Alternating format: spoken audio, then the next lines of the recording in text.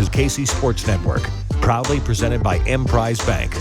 Season 2 of Booth Review is here. I'm Ken Swanson. I'm back, and I'm excited to welcome the new co-host of Booth Review. I don't think this man really needs an introduction, if we're being honest. He's a Lawrence native. He's a guy that a chesty lion. He's a KU legend. Brandon McAnderson. B-Mac, I'm so hyped to be doing this show with you, man. Yes, sir. They call this season 2 in the booth. I'll be in the booth all season, and I'll be in the booth with Kent Swanson, and we're gonna get it in. Dude, I can't tell you. Like I was like, you were someone I circled when when we were kind of figuring out like, hey, who might want to do season 2. There's nobody I would rather talk KU football with. Like, you're a guy that lives and breathes it. You're a guy that has some game day responsibilities. I believe you're the sideline reporter still, right? So I mean, come on, man. Like, I mean, you grew up in Lawrence too. Like, I don't know if you know, I grew up like 6 miles outside of Lawrence. So like, I kind of had the ties for a while. I lived in Lawrence for a little bit. Like, I was in the booth watching. It was before it was the booth. I was in the family zone watching you play. Yeah. Honestly, is what it was back in the day. I'm sure. Did you ever get in the family zone when you were before you were playing? No question. We used to, the Lawrence Youth Football used to do the free tickets. So we would go with all our team and wear our jerseys, and we'd be on the hill throwing it around, tackling each other. Man, we used to sneak up. A lot of times you'd sneak up late and just watch from the hill. But I'm one of those guys. So I don't go to a lot of. When I was a fan, I didn't go to a lot of KU basketball or KU football games, mostly because my TV room, wherever I was like a film review session anyway. So we got so much out of those games, and, we got to know the players intimately, but not personally in the way you would in person. But it really allowed me to evaluate the game and fall in love with the Jayhawks. Yeah. And I mean, you had an incredible career. It speaks for itself. Orange Bowl champ. Just out of curiosity, though, what are you like? Just tell people what you're up to these days, though. Like, what's B-Mac up to when he's not a sideline reporter? Man, I got a beautiful life. I've got a beautiful wife. She's an energy worker, has her own business. She was on the cover of Her Life magazine for the month of July, so she's big time. All right. My Brandon McAnderson Jr. is a freshman in high school. Beep, beep, beep, beep, beep, beep, beep. You got to play the horn for that one. So if you want to feel old today, Brandon McAnderson Jr. is a freshman at Shiny Northwest. Wow. So that's been awesome. And I have an 8-year-old son named Cruz, who's just an energy guy, super fun. He's playing football and all. And those guys keep me plenty busy. I'm also on the executive board of the Legends of Kansas Collective. We are raising funds for the football program right now, starting with the walk-on program, trying to put some money in their pockets, get those guys supported, and just support our alumni relations and make it better for everyone that's passed and everyone that's going to graduate, so they can feel like they have a home when they're done here. Man, dude, that's so awesome. And that's really cool to hear about what you're doing with the collective. And how can, just real quick, I'm not trying to turn this, I want to know, like, let's there's going to be KU fans. There's going to be some diehard KU fans listening to this. Like, how can they support the walk-on program? Oh, man, we have a website called www.legendsofkansascollective.com. There's opportunities to read about us, our connection to things. You can read kind of our mission statement and why we wanted to do this in the first place. And, of course, you can donate. They always need a little bread. So we always need a little money so we can support these guys. And everything's really clean, man. Nobody's making any salary. Everybody is volunteering their time, piecing together what we can, literally trying to just create better alumni relations, better postgraduate programs, better networking for each other, just trying to pull each other together and be a collective in the truest sense. That's incredible, dude.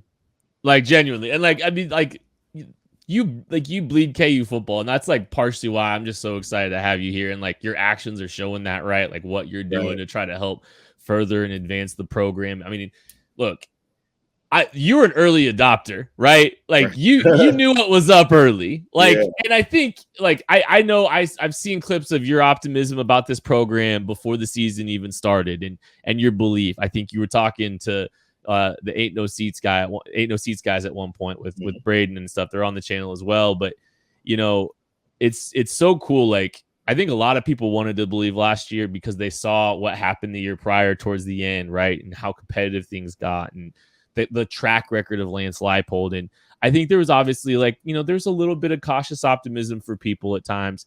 How cool is it to see just like the expectations from last year just completely flip them on its head to this year? Like it's crazy to see where we were at last year with this program and seeing it now. Like, I mean, it's got to be kind of surreal and cool for you to see. It's incredible, just to watch. I'm not really big into making preseason predictions. That was one of the few times that I have. And it was more of a feeling from what I saw than what I thought. And it was really awesome to see those things kind of come to life and the way that they came to life, because there was that West Virginia game where a lot of good things happened, but Kansas has lost that game 10 out of 10 times, for the past decade, and something changed. And it didn't have anything to do with one individual player.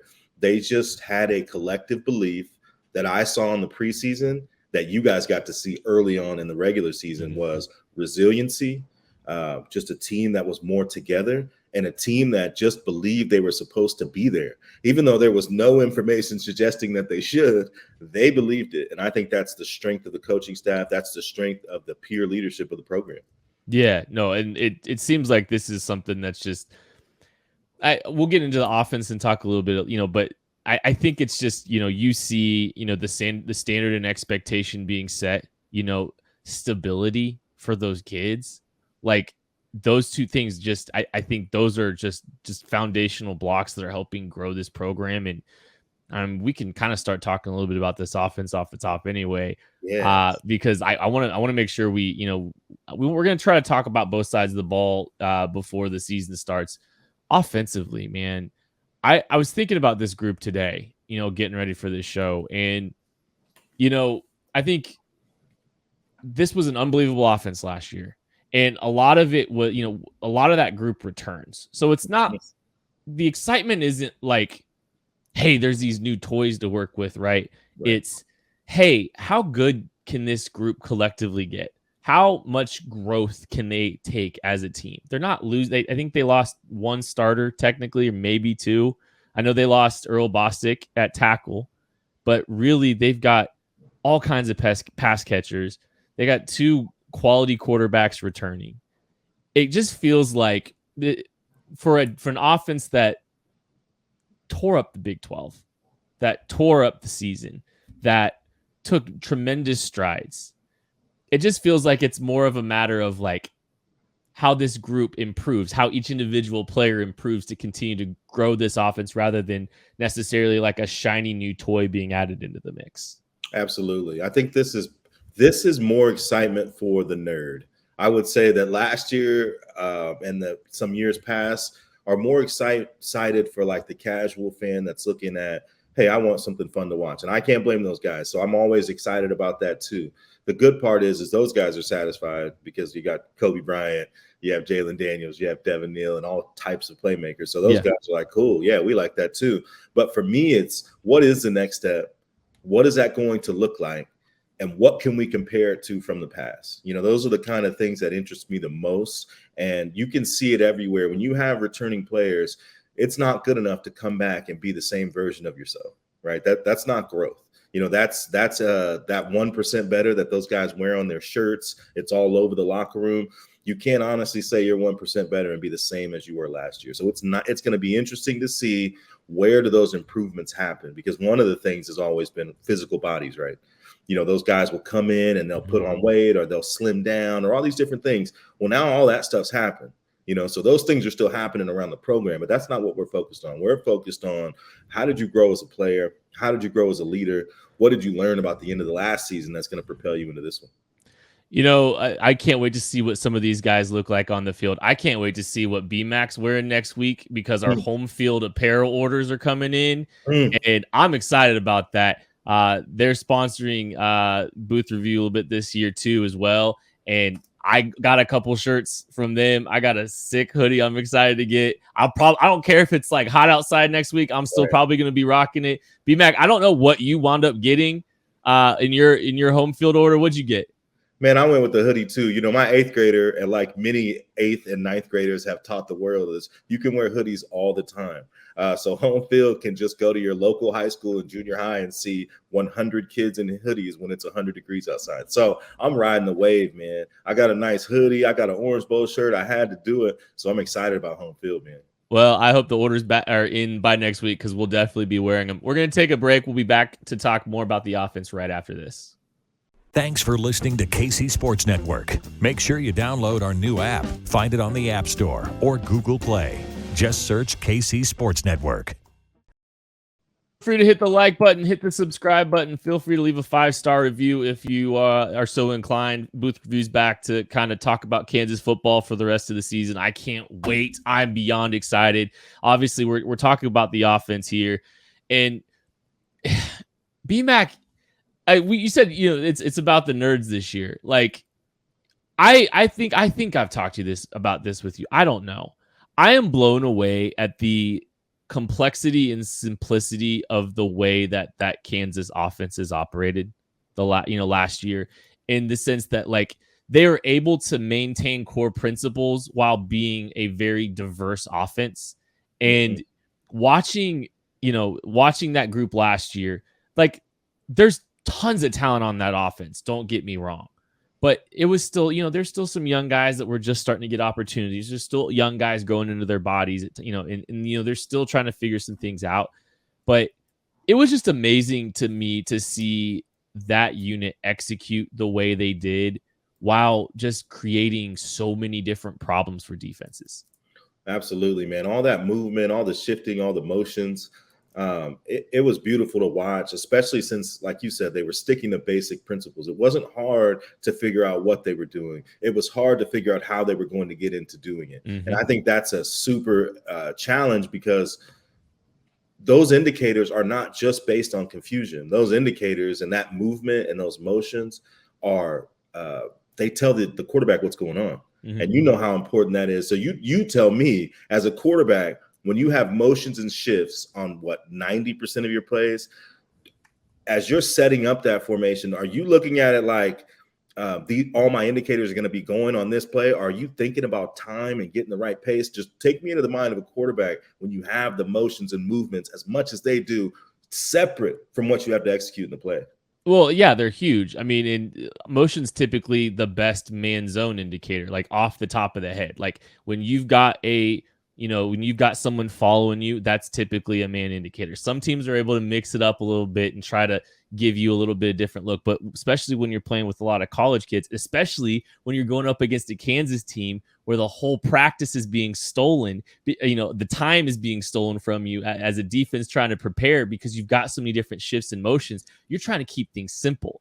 You're trying to get into your checks and stuff. So there's some predictability that can kind of be created when you create shifts and motions, not just with the man versus zone indicator, but when you're getting into motioning from a certain formation into some kind of empty look. Teams typically don't have 7-8 empty checks. You've got some indicators there. You're able to kind of, reduce the number of concepts defensively that you're probably going to see. So It's huge. And it's like, that's just, it makes life so much easier on the quarterback. And that was just like, but I think Andy Kotelnicki kind of talked about like complexity at the front, simplicity at the end, right? Yeah. We're going to create a bunch of shifts and motions. We're going to put pressure on, frankly, some of the more experienced groups in some regard when you come to talk about some of these player movements, right? Your little complexity there, so you can get into some of your base principles out of a variety of looks, is brilliant. And it was super helpful for their quarterbacks for sure. Absolutely. And, it slows down that D-line, and that's an important thing. One of the things that I love that they do is the trade concept, where they'll line Jared Casey and Mason Fairchild on the same side, and then they'll trade him to the opposite side, and then Jared Casey will start moving. I like that, because what it does is they're manipulating the bubble on the defensive line.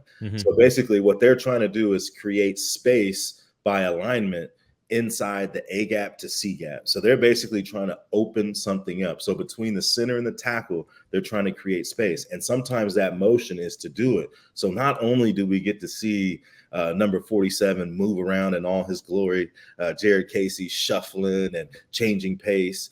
There's a method to the madness. And, and that's the benefit, like you said, of the players too, because Jared Casey is such an incredible blocker in space. Mm-hmm. So he's like, it's not just about formation. It's not just about manipulating the bubble. It's not just about coverage identifiers. It's about getting your best players in spaces to do their best things. Mm-hmm. And Jared Casey blocking in space is a slam dunk. I think about, Andy Reid and Andy Kotelnicki have a similarity. And Andy Reid talks a lot about exploiting your players' strengths. And I think Andy Kotelnicki does the same thing. I think he understands, like, he looks at the menu and it's a bit like, I think he's, they've got a lot of, diversity in what they're able to get into and how they're able to get into it. But I think the thing I appreciate about Kotelnicki, the same way I appreciate about Andy, is, like, to your point about what Jared Casey does well, Andy Kotelnicki is going to make sure to find ways to maximize what Andy Kotelnicki does, or what Jared Casey does well. And that's across the board. So, like, if they can trust you to align, to be, in the right position, to understand what you're doing, as a young player, as a player, period, if you can continue to earn that trust, that gives you more opportunities to have your strengths exploited by the, offensive coordinator. I look at Andy Kotelnicki's offense, and, like, I think there's some guys, like, there's definitely ego in the game of football. Don't get me wrong. Some guys want to call their things to, call their plays to look as smart as they can. But I always think that there's just been such a logical progression and growth in the way that Andy Kotelnicki's offense runs and is built. And it's never just to show him, like, to show people how smart he is. It's to win football games, to have success on offense and exploit the strength of his players. Absolutely. And that's something he has a history of anyway. But something you saw right away was we needed something to talk about as media members. So when they got here, all we talked about was outside zone. Outside zone, wide zone, wide zone. What are those wide zone principles? What are those wide zone principles? And they get here and they don't have the guys to do it. So they just don't do it. Yeah. So they talked about it all offseason. And by game 3, they rarely ran it. Mm-hmm. I mean, I remember there was an Iowa State game they played in Ames where they started running outside zone opposite the tight end, and Devin Neal started to figure it out a little bit. And that was probably like game 6, before they even got close to getting back to those principles. So that speaks to their adaptability. That speaks to the primary focus, which the primary focus is winning. And I know people say that a lot, but if you're a Kansas football fan, that's not always been true. Mm-hmm. There's been more commitment to system than there has been to competitiveness. And that is a very refreshing thing, especially now you're seeing some of the players improve. Now they don't have to fit into a system. They are the system. Let's make the players the system. So as they improve, we'll do what they do best. And I don't think that's normal. I don't think that's normal across the board. And you just got done talking about it. It's like, you've seen guys trying to, shoehorn guys into what they do or what they want to call and how they want to call it. And it speaks to the culture of this program, I think, because, and I'm sorry, I'm getting 50,000 feet again, but, like, I think Lance Leipold's done an incredible job building this culture. I think you've seen the fruits of that labor manifesting itself already within the program. You've seen how it's affected things outside the program, the momentum that you're seeing within, the city, and the momentum you're seeing within the university, and the stadium project getting off the ground, and all this stuff, right? And the culture being set where, I think Lance has incredible instincts in the people that he's hired and the people he wants helping continue to set the standard. And I think it bleeds down into, the freedom he's giving Andy Kotelnicki and finding the right guy that can kind of help lead that side of the football. Absolutely. Their continuity is awesome. They're like little scientists, when they're walking around, Coach Leipold will have his pencil and paper, and Coach Kotelnicki will have his, and Coach Zabrowski and Coach Fuchs, and they're all making notes and deciding what works, what fits, and then watch them put that into progress and watch them adapt the way that they do, how maniacal they are on the details. I mean, if you go watch these guys practice, so many people practice, it's insane. If you went to 4 practices, you wouldn't know who the starters were, who the second string were, and who the third string were unless you had seen the game. Everybody practices. They get so many reps. They never stop in between. And that kind of shows what that continuity piece, as you talked about, culture. College football is a culture where people want to be involved. Well, you can come to Kansas and literally be involved. Think about a guy like Sevion Morris, who's, he is a big time back in high school. He goes to Nebraska and he comes here and it's a loaded backfield. And he finds a niche basically doing 2 or 3 things, returning kicks, running jet, screen guy, whatever the case may be. So he doesn't feel separate. So when you meet him, he's a great personality. The guy is awesome. He helps the team every day by the way he acts. So what's cool is this guy is not a malcontent. He's not sitting on the sideline wondering why he's not getting 20 carries. They get the benefit of his personality on the team. They also get the benefit of his talent and production with his, 3 to 4 touches in the game. And there's no waste. There's no waste. And that's what I like about what they do on offense. There's no waste. There's intentionality with everything they do. And like, I'm not getting too, I don't want to get too hard on culture, but like, I do think like how they've gone about building this thing and the types of kids that they've been able to bring into the program. It seems like, you talk about a guy like Sevi, who's a former 4-star recruit, but look like that kind of attitude and energy, like that's keeping him around. You didn't see them lose a lot of guys to the transfer portal this year. Like that's another thing. It's like, look at this group and what they're putting together. They didn't have a bunch of guys leave. They had a lot of guys stay because they want to be a part of what's happening, at Kansas. I'm sure, part of the reason is Jalen Daniels. I think that's a lightning bolt. That's a player that's pretty special. He did some unbelievable special things last year. And at the quarterback room, just talking a little bit about that, I'm glad Jason Bean's career is not ending on sailing a ball in the back of the end zone against Arkansas. Like, I'm glad that's not the final note of his career. I'm glad he's coming back. It's crazy. I think, KU's got 2 quarterbacks that they can go out and compete with. And, who knows what's going to happen with some of the other developmental kids, but we've seen 2 of those guys go out there and play good football for Kansas. Yeah, I mean, good football is an understatement. I mean, these guys are over 85 QBR, 3-to-1 touchdown interception ratio, guys that can push the ball down the field, guys that have great athleticism. And with the transfer portal, there are no backup college quarterbacks. They just don't exist. If you get injured, you better hope you're Alabama. Especially at that position. And there's only one of those. So there's just not a lot of guys, a lot of teams in the country that have a person that's more than reliable, that's an extreme talent in his own right, and is breathtakingly fast. I mean, I went to practice last Thursday, and I mean, he had a run that like my jaw hit the ground, and I've seen him do it. I've seen him run fast, and you just don't get used to watching somebody that explosive. So I'm excited to see what he's added to the team, what he's added to himself. And, I don't think about his failures. I think about his successes, and I think he's going to be big time.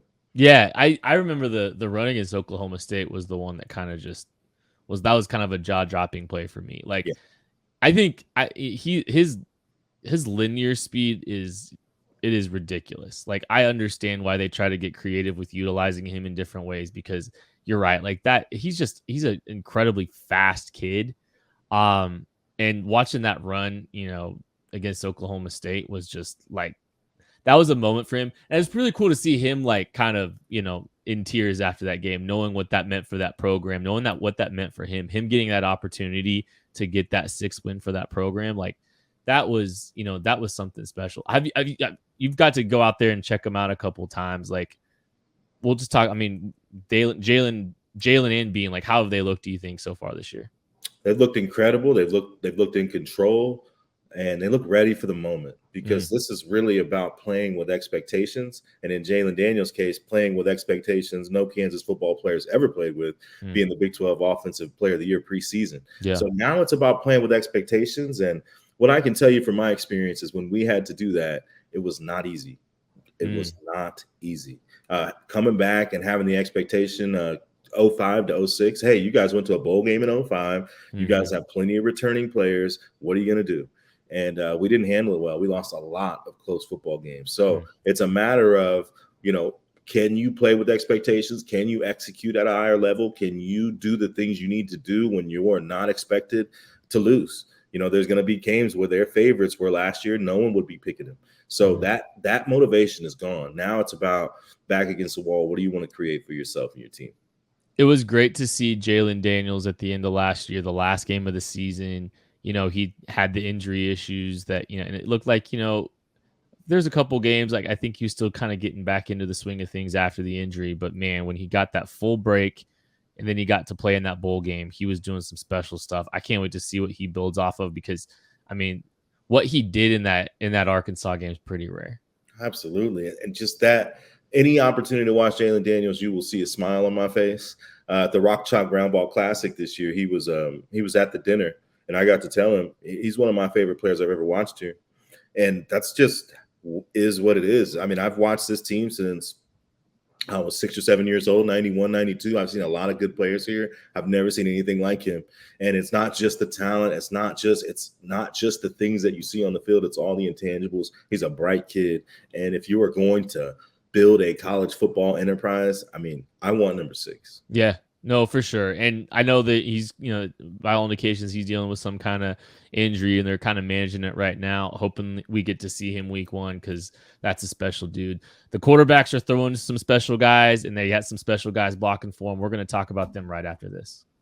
Thanks for listening to KC Sports Network. Make sure you download our new app. Find it on the App Store or Google Play. Just search KC Sports Network. E-Mac, this offensive line, they're really, Earl Bostic was a big name and probably the biggest name loss for this program on the offensive side of the ball last season. They come back, and it's a name that KU fans should be familiar with after last season. By all indications, man in the left tackle position, and probably going to wind up being the starter at the left tackle spot. Dominic Pooney, playing left tackle, kicking outside. It sounds like, he has a background doing it, but I'll be honest with you, as great as he played last year, coming from D2 to D1, if he's going to be out there playing at the left tackle spot, I have no doubts that he'll be able to figure it out, because this guy, the transitions he's made and how he was able to perform last season, wildly impressive. I'm not putting any limits on that guy. So David Lawrence and we started our own little co-op, and it was called Pooney Town. One of the biggest cities in America. This guy is, everybody's a huge fan of him. And, he has some of those same intangibles that Jalen Daniels has. He has that spirit and that smile and that belief that makes him better, or even perform at a higher level than you would even expect. Mm-hmm. And when you talked about what I'm expecting from this season, that has been the sticking point for me in terms of taking the next step. I think the next step for the offensive line is very clear. What you saw midseason, and we talked about Bean's performance before Jalen Daniels took over. And in fairness to Bean, that offensive line was a major work in progress. Mm-hmm. They were not blocking people up until week 7 or 8. We had no run game. We couldn't get anything going. So Bean was in a much different scenario than Jalen was. But once that offensive line started to gel, it was right around the time Jalen started to play and took off. What I need to see from them is they were a solid group at the back half of year 1. And then in the second year, they were a very good group. But they have not been a dominant group. And I think now is the time, and the players that are going to be stepping into those positions can create dominance. You already know about Nowitzki and what his capabilities are.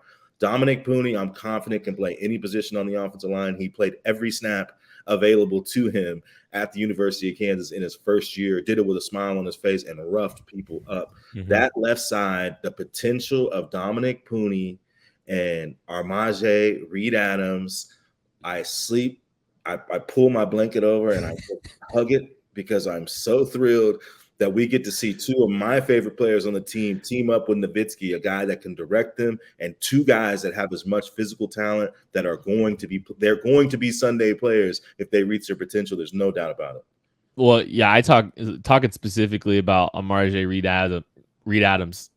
He looks the part. He's looked the part from near Jump Street when he got to KU. That guy looks different. He looks like an NFL body already. Mm-hmm.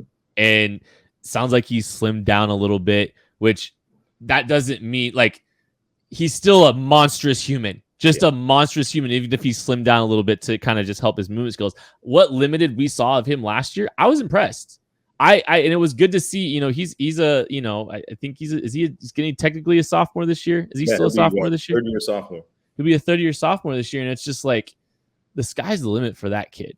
I mean, and he's kind of got tackle length almost. I don't know if he'll ever wind up being a tackle outside, but like he's got this special build. I think last year, you know, I agree. Like the first year Lance Leipold got here, you know, very limited time that they actually got with these kids.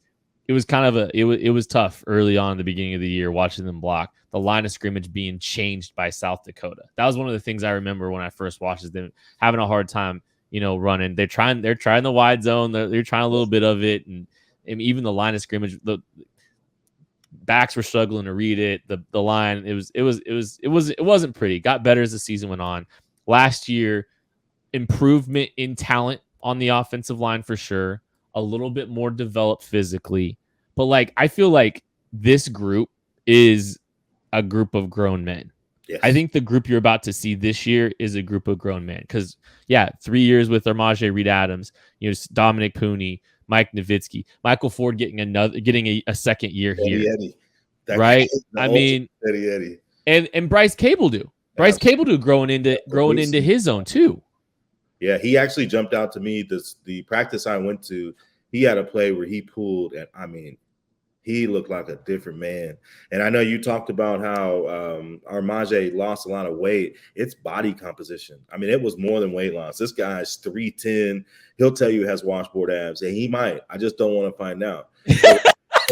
He's a great-looking kid, strong, has the length, and he reminds me so much of Anthony Collins. I mean, what I liked about Anthony was like not an agreeable person. Right? Like he wanted to fight. He wanted to be aggressive. He liked to have fun. He wanted to be himself. But what he had was self-confidence. He had so much belief in himself that this guy did not start playing football till his junior year of high school and did not play offensive tackle until midway through his redshirt year as a freshman. And then 3 years later was a 4th-round draft pick and an Outlet Trophy finalist. And that's mostly about belief. He had the right attitude. He was himself, and he believed. And I think Armaje has all of those things and probably a little bit more football talent and probably a little bit longer frame, probably a couple inches taller, probably a little wider. So a lot of the things that made AC a prospect, Armaje already has.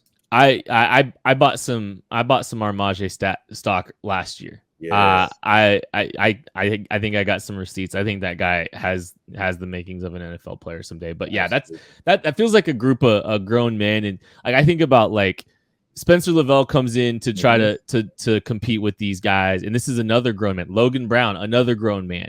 You've got, and I think I'll talk a little bit about like last year's guys and some of this. Like I remember people being disappointed because, and this isn't me dunking on like an Eric Gilliard or anything. But I remember some people being upset that Eric Gilliard wasn't seeing as much playing time early in the season. And if he couldn't beat out the guys from Kansas, you know, from the year prior, then what does that mean for this team? And some of these kind of, you know, some of these transfers that coming in, that doesn't, like, I hope that's a lesson, right?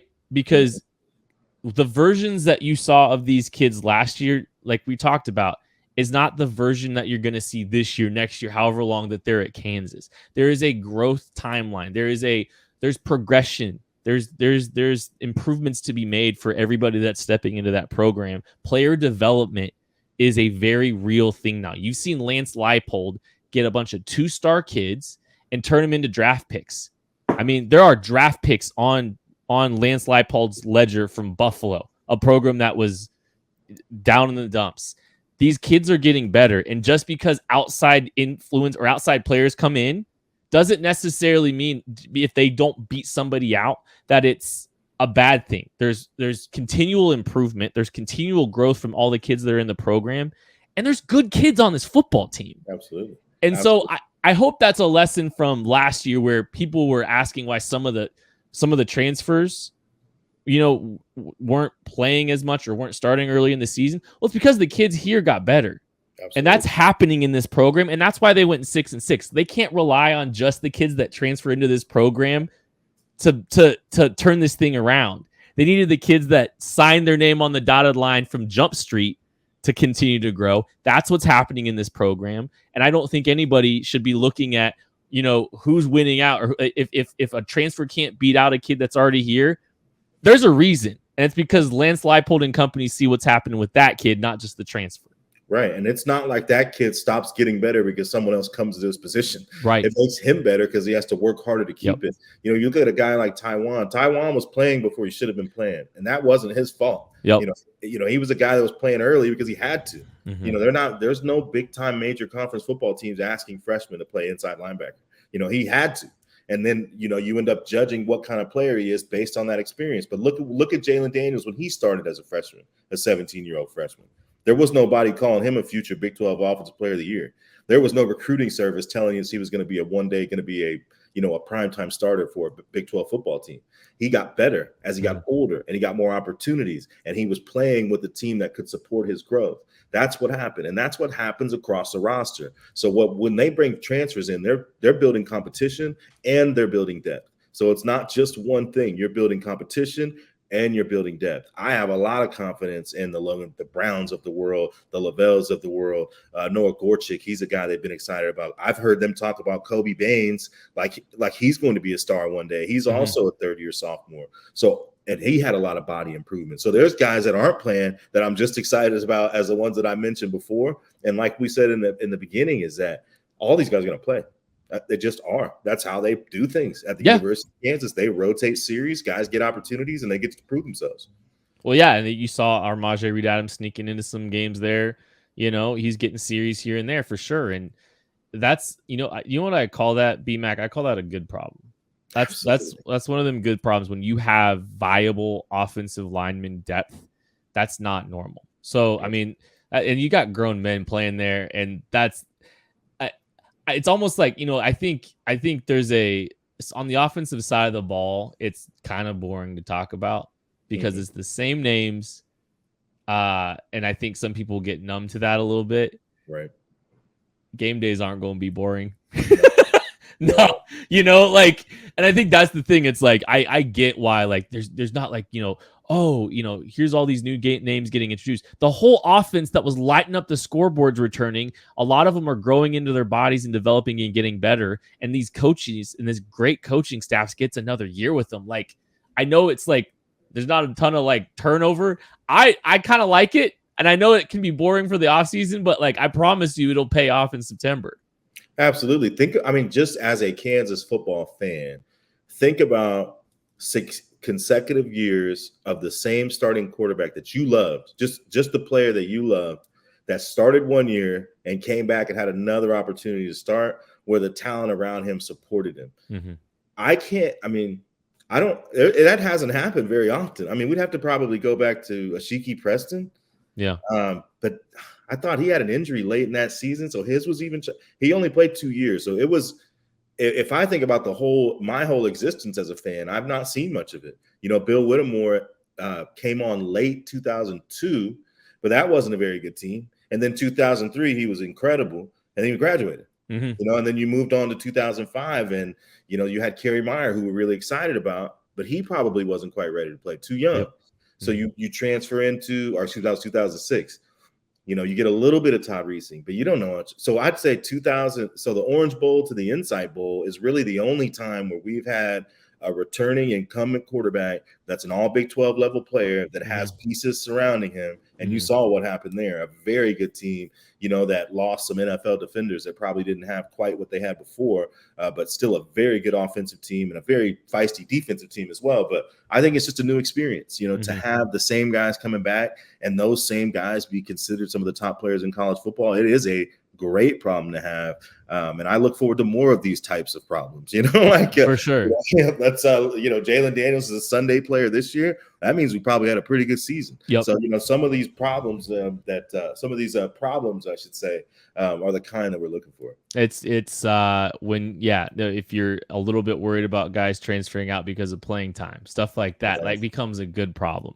I was pretty bullish on these pass catchers last year. going into this season. I felt like they had some guys that showed some promise. I have early Luke Grimm stock. So I was pretty proud of that. But yeah, I feel good about this group again. Like I think we've seen, and we'll get to the backs and tight ends real quick, but like I feel good about what they have in the receiver room. Another year continued growth. Like I think will be good for a lot of these guys as they just kind of, continue to ascend and familiarity within the offense and all that kind of stuff. Doug Emillion getting back into the mix, Trevor Wilson getting into the mix. Like I think Tanaka Scott another year. Like there's more support coming for that front line of depth. Absolutely. And I'm a huge Luke Grimm guy. And that tandem of Luke Grimm, what I like about Luke is just he's a true and true Jayhawk. I mean, he is a guy that loves being here. He fights to be here. He loves it as much as anybody will ever see. That guy has, if he opens his back pocket, Jayhawks will fly out kind of thing. And he's that kind of guy. And he's been a pleasure to watch because he's so tough and he's so technically sound, but he's also a great athlete. He'll run past you. He'll juke you. He'll finish and try to get to the goal line. And then Lawrence Arnold just decided he was an alpha. And he went out there and won one-on-one matchups over and over again. When he got more attention, he still won. Quentin Skinner is a guy with a lot of top-end speed, a true 6'5". He's so fast, sometimes you forget he's the tallest guy out there. He's also a big-time runner. And I think Doug Emillion is the guy, and Kevin Terry, even some of the young guys I've watched, I've enjoyed Keaton Quebeca, some of these guys. But Doug Emillion is a guy that can do way more than he was asked to do last year. Mm-hmm. And it wasn't a matter of them not knowing. It was a matter of him earning the opportunities to do so. Mm-hmm. I think you'll see a big season from Doug Emillion. I'm excited about him. Like I just watched him block a couple of times. I was like, okay, yes. All right, Doug. Like, yeah, you know what you're doing out there. All right, so I want to talk about the running back position. Daniel Highshaw looked like a draft prospect last year. I mean, that dude, I know like he wasn't the sexiest name coming into the season last year, but guys that big, that kind of vision, the soft hands to be able to catch the ball out of the backfield. Like he's not running a super dynamic route tree, but like soft hands and can execute the basic staples. Like that's a guy, the way he played. I mean, it's exciting to have him back. We can talk about Devin Neal too, but like it's exciting to have Daniel Highshaw back in the mix. And it sounds like he's healthy. Yeah, I mean, this to me is the best 1-2 combo of running backs in the country. Mm-hmm. And it's close because there are a lot of good guys. Michigan's got a couple of good guys, but I want our two guys because what you have is in Devin Neal, you have a slasher with good vision that's a home run hitter that can run routes, that can catch the ball outside the framework of his body. And he's everything you would want in a modern running back. He can play all three downs, but he doesn't have to because you have somebody like Daniel Highshaw, who you mentioned all of his skills. Let me tell you something. His pass pro was like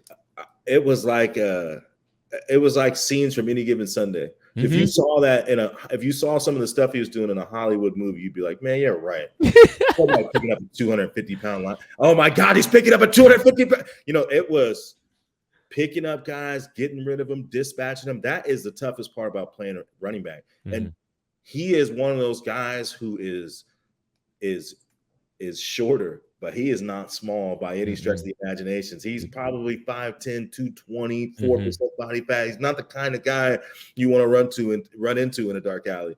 And I'm so excited to watch him make plays with his wiggle. He showed that early in his career. I remember they had that big run against OU at OU as a true freshman. He's got that slasher ability where he can give you a move and get upfield and go. But how about the wiggle, the spin moves? I think his contact balance.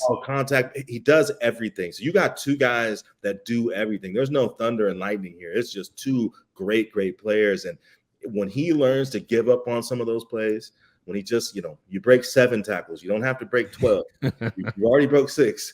Get your 2 yards and get down. And I think that's just the next step for him, and he'll mature. And we're going to reap the benefit of watching him have a fantastic season. Well, and I like that he's here to help, carry the load for Devin Neal. Because, you don't want to see Devin Neal get run out. That dude's played through some injuries for this team as a young guy. And, running backs, I think it's the position that, it gives younger players an opportunity. Like, there's a lot of backs that you can see get thrown into the fire pretty early. Like, that seems like a position that a lot of, young guys can get in. But, I think it's good to have depth to support to support Devin Neal because you want to keep him fresh. You want to keep him doing what he does, for the duration of the season. You don't want to have to put too much on him. I know Dylan McDovey's been getting some love as well. Former Georgia Tech running back and former Buffalo back, I believe.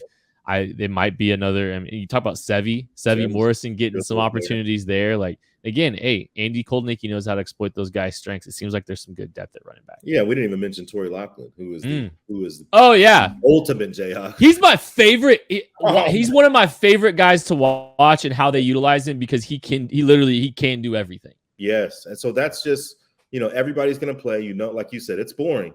But it won't be boring when they're in that stadium. So there's all these different things they can do. And, I just see Kotelnicki and Coach Zabrowski and Leipold in their little toy shed, figuring out how to use all these guys and what ways to make life very difficult for their opponents. And they've got a lot of weapons at their disposal. All right, one more position we got to get to before we get out of here, the tight end spot. And I heard some real positive reviews from the Next Level about Mason Fairchild. So that's a guy that I think is on some people's radar. I've had people mention, the over-the-shoulder catch with Jalen Daniels, some of the soft hands in the back line of the end zone. This is a really solid tight end group. And it sounds like Trevor Cardell too is kind of taking over a little bit too, and all indications, some reports that he's having a really strong camp as well. It's shaping up to be another really strong year for this tight end class. That tight end class, separate from the guys you just mentioned, they might have the best looking backups in the country. Will Huggins is 6'7", switched to 87, looks a lot like a big, tall Travis Kelce type. Tavita Noah is just a powerhouse blocker. They've got options after options after options after options. I hope at some point with Kotelnicki being the tight end coach that there's like some 14 personnel or something where they just spray those guys all over the place. And they're going to throw 5 out there. Put them all hand the ball to Jared Casey. Yes, please. He can do it. So I love that whole group. I love what Cardell brings. Mason Fairchild is just huge. And I think that's a part that you don't see as much in his game because his physical part is more about his inline blocking. But, he is the size of defensive linemen, and he runs really well. He has no problems turning over each shoulder. He's a clutch catcher with his body when he needs to be, with his hands when he needs to be. He's just a very reliable player and kind of just the linchpin of all that stuff. And they call those guys the wise guys, which is the best. It is the best nickname in football because they are the Y in the formation and they are wise to a lot of the cool football things. So if you ever see those guys, we need a wise guys t-shirt here, man, with the Jared Casey, like a 50s, bootleg 20s bootlegger type stuff going on, man. We need a wise guys kind of thing going on. But I love that group. Lots of depth, lots of talent, and lots of things to help big targets, to help Jalen Daniels kind of mix it up a little bit. Jared Casey's already selling the merch, so I don't think it's too far. I don't think it's too far of a reach to try to get that going.